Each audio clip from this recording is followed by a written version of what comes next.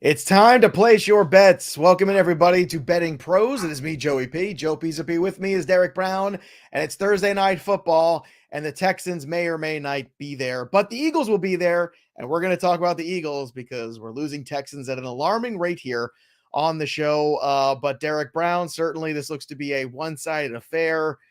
Certainly very heavy in the Eagles side of things. No Brandon Cooks for this game.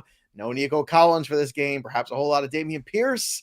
Things could get ugly here, and it was already not stacking up to be the best night for the Houston Texans. So here we go. Let's get after it, and let's talk about this game because the Eagles are undefeated. The Eagles look great. The Eagles are ready to, at 7-0, go 8-0. They are 13.5-point favorites in this game. 45 is the number.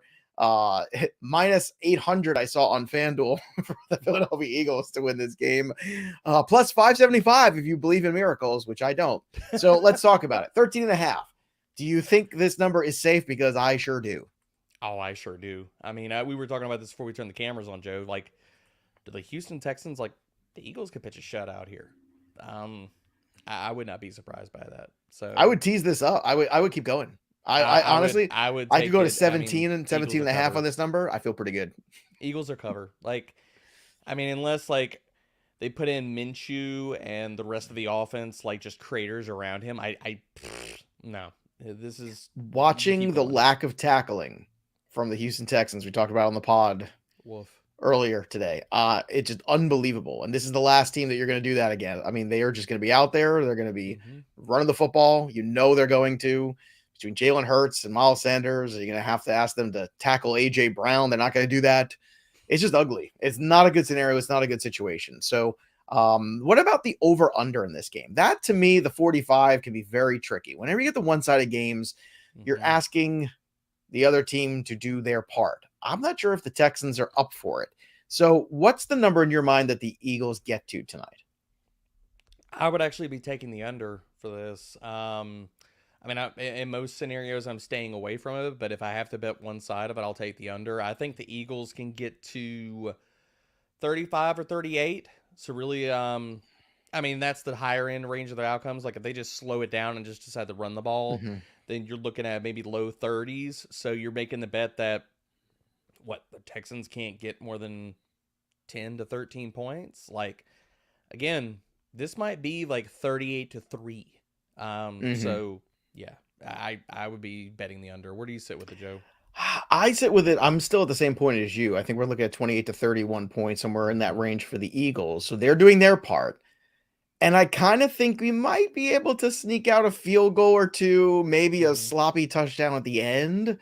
And I think that's where I look for the over. I can say that a lot of people are going to look at the under, and a lot of people say, oh, they got to be doing enough. But you know what? I think it's that garbage time that really interests me here because I do think there's going to be it. And when you get those secondary players in, where you're taking away starters on the defense too, you might get that tonight in the fourth quarter. I think there might be some opportunity there. So I think the best number is still the 13.5 personally. Like I said, I'd tease it. I'd keep going because I don't think it's going to be anything close. I mean, however much you want to push it, let's go.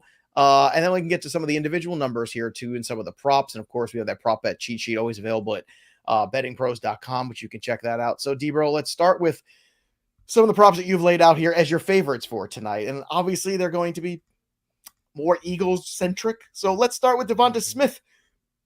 4.5 receptions is the number. You want to go over or under on this one? I'm going to go over for this. And now I'm pulling back up. The juice is so crazy. You could still get this at plus 108 at FanDuel Sportsbook.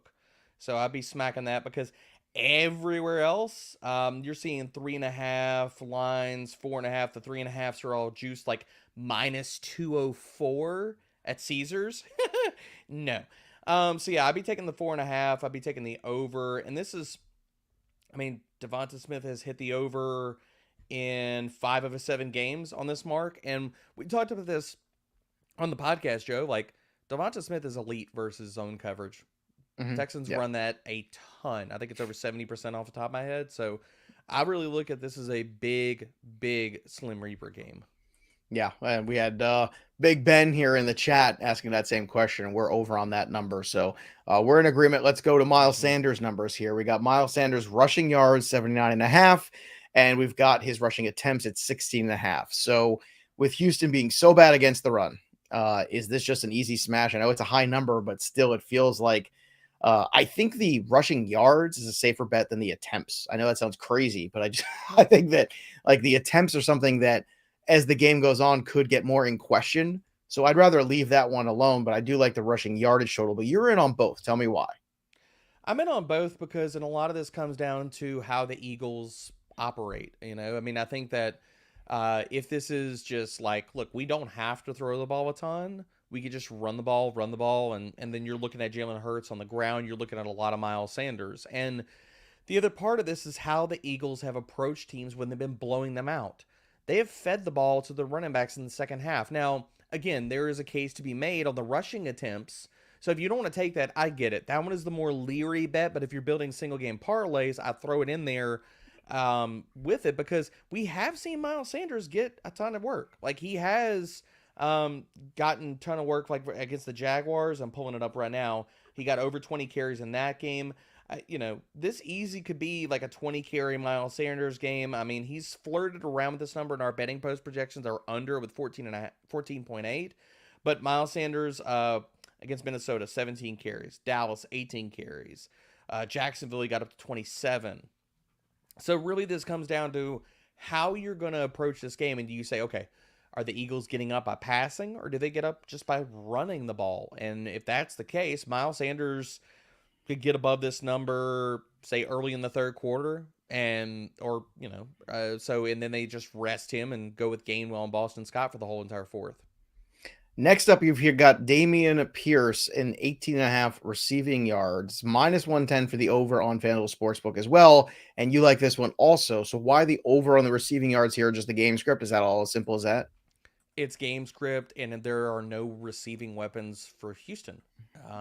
Without Brandon Cooks in there, we know that, I mean, Davis Mills is smart. He's going to stay away from these outside corners for the Eagles. So, if you want to chase, like we talk about these lower tertiary props, Joe, like some of these tight end props that are hanging out there for the Texans. Now, those are really sketchy because they split up their routes 3 different ways. But if you're looking at Dameon Pierce, he's going to run. Last week, he took over the primary even when they were in negative game script the entire time. He was running routes on almost 60% of dropbacks. So if there's checkdowns, there's no wide receivers to be had for the Houston Texans, especially ones that can get open. Yeah, I think Pierce is a pretty good bet to go over this. All right, let me get your temperature on some of these over at the prop bet cheat sheet on bettingpros.com. Jalen Hurts, 222. What am I saying? Reset. It's been a long day, folks. 228.5. There you go. Finally, clearly I need to be rebooted today. 228.5 on the passing yards end here. The projections have it 234.5. So a slight difference on the over here. Are you somebody that would take this, or do you think once again they just don't need to push the ball that far? So I think that you're looking at, and this is how the story you're telling yourself about this game, and I'm going to correlate this one. I would take the under, and I'll say this. I would correlate this one for how you're going to play Miles Sanders' rushing attempt prop. Because you look at the 2 games where Jalen Hurts has gone under this number. That was against the Jaguars, which we know was rain and all that kind of stuff. But that was also against Dallas. These are the moments where Miles Sanders has gotten more work on the ground. And I think that could easily be the case here. So while it's a number I'm probably staying away from, and I understand people betting the over, I probably will bet the under, or I'll just avoid it. All right. Jalen Hurts, 40.5 rushing yards in this one. I would take the over. I mean, I like the over there, and I like the under on the passing yards today. Yep. I think that's the really story you're telling yourself about the gimme. game. It's like the Eagles are just going to run the ball down their throat, just like with Jalen Hurts and Miles Sanders and everybody else. So that's how they win. What about Davis Mills, 210.5 passing yards? He's running out of people to throw the ball to. So I feel like a lot of people might jump on the over in this one, but I think it might be under because I think he might even get pulled in this game at some point. Yeah, I would be betting the under here. And look, he's gone under in 3 of his 7 games. And when he's hit the under massively, like 140, 152, 177. I would bet the under here. I just don't see. This could be, put it this way.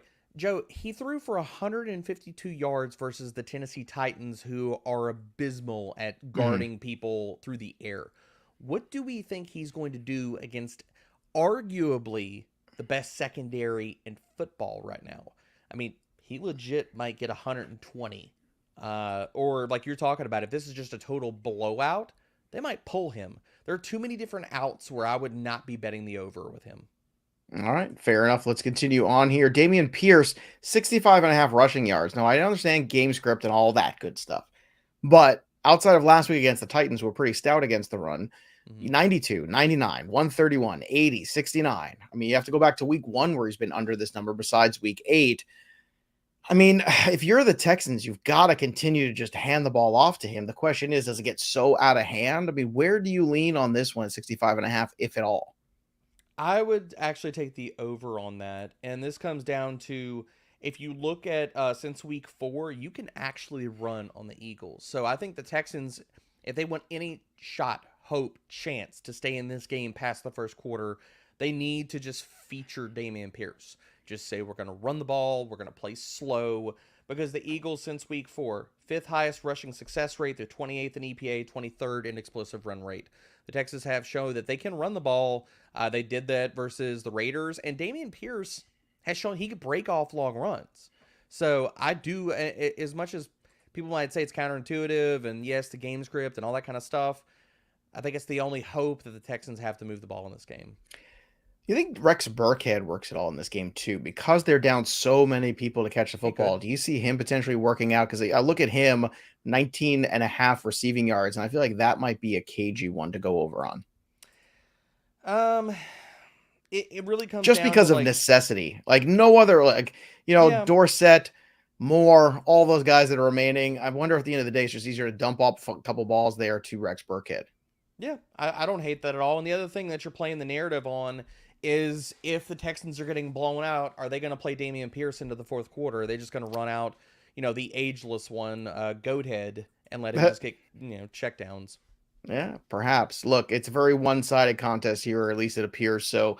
And I know sometimes it doesn't always end up like that. The chalk Hmm. sometimes gets weird, but I don't think this is another Monday night repeat where we think, oh, the Bengals are going to go out there and blah blah blah. No, no, no, no. Like Yeah. this is not one. This would be absolutely stunning if the Houston Texans pulled this one on, and they just don't think they have the goods in order to compete here tonight with an Eagles team that looks like the class of the NFC so far. Yeah. So go to Miles Sanders, go to the over on the rushing, the under on Jalen Hurts in terms of the passing yards, but the over on the rushing yards for him. Devontae Smith, some good looks there from Debro, and keep it simple on this one too. Even if you want to go anytime touchdown score, I see on FanDuel you can actually get Devontae Smith for plus 170, whereas the Ooh, I like Eagles, that. Miles Sanders, Jalen Hurts, AJ Brown are all pretty much minus money or even, whereas you're getting some good numbers there I on like that a Devontae lot. Smith. Yeah, I like that one a lot too. The That's a rest on real the good other call, side Joe. can't get involved in anybody on the Texans. Just can't do it. If you want to No, have I some mean, fun, it's the Damian Pierce over on the rushing. If you want to get on that side, mhm. and maybe a little Rex Burkhead. Other than that, it's got to be show me as far as I'm concerned with the Houston Texans. Yeah, I mean, I'm in the same way, and this brings up a point. We haven't talked about this right now. Like, this is one of those one-sided games that honestly I'm not going to lay a lot of action on, because the Lions are so juiced towards the Eagles and how we're projecting for this game. So if you are betting heavy on a lot of these island games, this is one I'd probably go a little bit lighter on. All right, there you have it. For more coverage, go over to bettingpros.com. Don't forget to like this video, share, and subscribe to the Betting Pros YouTube channel as well, and click that bell till it goes ding. You get those notifications every time the live streams, every time the podcasts come up here on our YouTube channel for Betting Pros. That'll do it for us. But the story of the game goes on. For Derek Brown, I'm Joey P. We'll see you next time, kids.